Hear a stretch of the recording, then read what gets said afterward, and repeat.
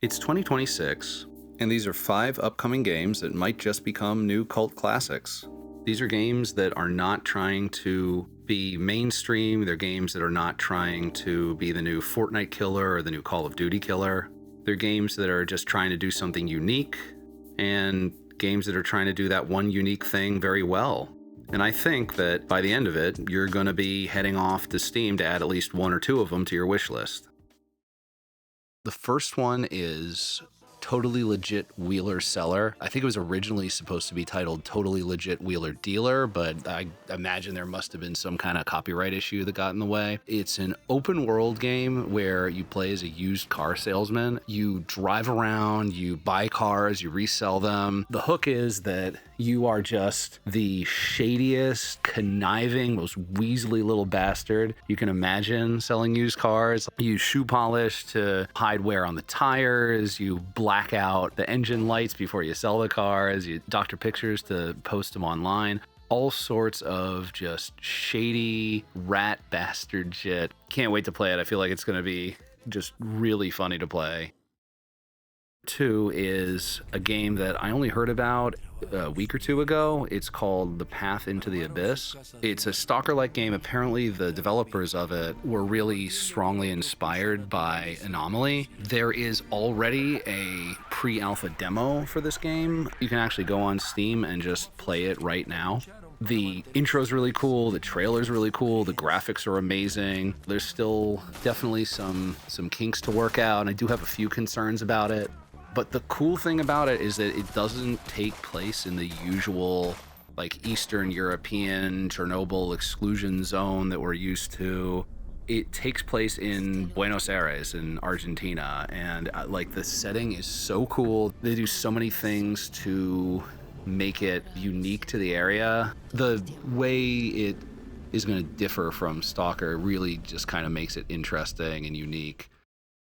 3 is Waldhaven. I have not really heard about this game aside from the trailer just showing up on my YouTube feed. It's pretty cool. It's basically a open world kung fu beat 'em up with a PlayStation 1 low poly chunky little Final Fantasy VII guy art style. It looks more like something like Shenmue or Yakuza, where you have a main game that's revolves around a main plot and a beat 'em up gameplay, but apparently there's going to be all sorts of odd jobs and side quests and things like that, which is at the end of the day why you're really playing the game. It also really kind of has that goofy sense of humor that was present back in, the PlayStation 1 Dreamcast era. Just kind of the goofiness that you got with like the first Tekken.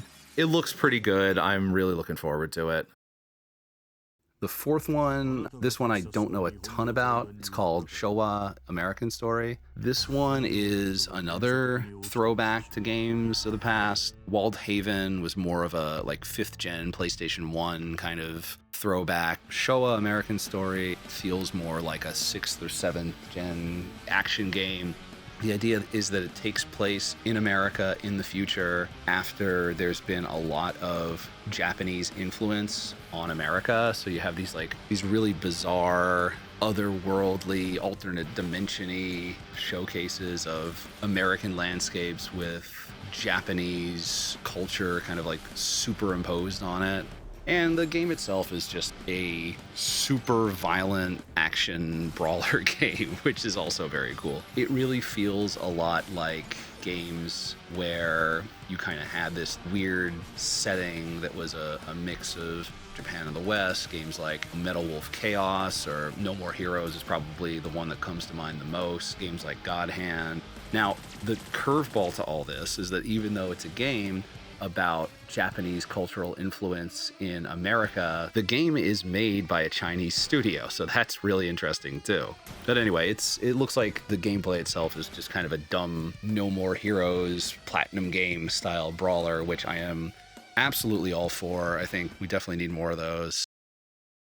And then the last one is a game by House. They did Untitled Goose Game, which was excellent. It's called Big Walk, and it looks very chill. There are all these games that have come out, like Lethal Company, like Repo. You and your friends just go into these like horror situations where just these like crazy monsters are trying to kill you, and you have proximity chat, you're screaming your heads off. Big Walk sounds like it's similarly doing a thing where you play it with friends or with strangers, but instead of like a very high intensity game, it sounds like what they're trying to do is make it a lot more light, a lot more relaxed, a lot more about having an experience with other people without it necessarily being stressful in any significant way. The impression that I get from the way they've been talking about it is that really it's supposed to feel like a big walk. If you've ever gone on a hike with friends or with family,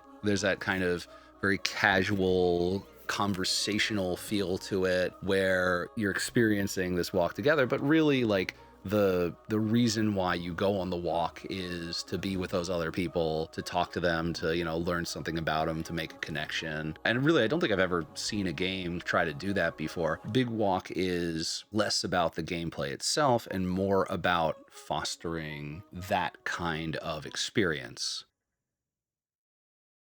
So yeah, anyway, those are the 5 games that I am really looking forward to. I don't know if they're all coming out in 2026. Probably not. I just wanted to bring these up because they're ones that I think are really cool and really deserve more exposure. So yeah, I just wanted to talk about them. All right, see you next time.